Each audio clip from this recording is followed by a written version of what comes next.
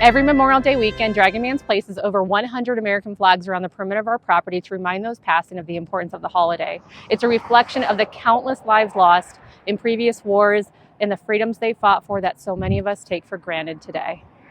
Follow me into Dragonman's museum and let's reflect on those battles.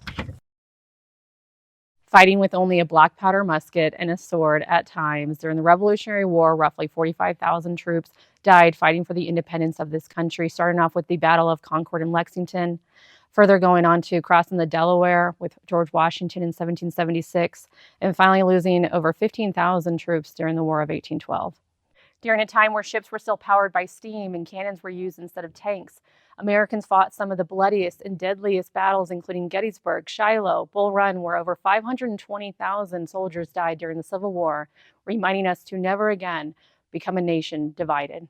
In the 1900s, soldiers marched on the Marne and held the line in trenches during battles like Belleau Wood. World War I resulted in over 115,000 American casualties, with over 5.4 million lives lost in total.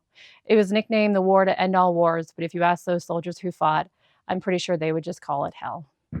From the beaches of Normandy to the sands of Iwo Jima to the Battle of the Bulge and the Hell of Guadalcanal, soldiers finally had machine guns and tanks and ships powered by diesel fuel, yet over 400,000 American lives were sadly lost during World War II, 2,500 alone on D-Day, and over 75 million lives lost in total.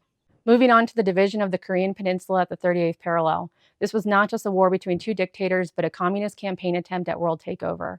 Most of the battles and lives lost were during the first year of the war.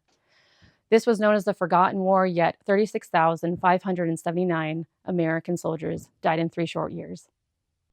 One of the most toughest battles in the Korean War came at the Chosin Reservoir.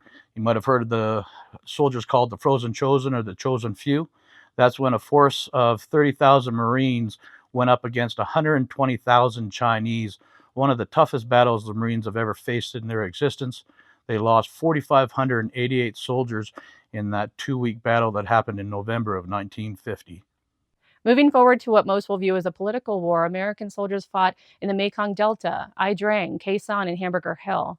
We reflect on the pilots who flew the Huey helicopters, the POWs taken hostage and psychologically and physically abused, also those soldiers who fought in extreme weather conditions.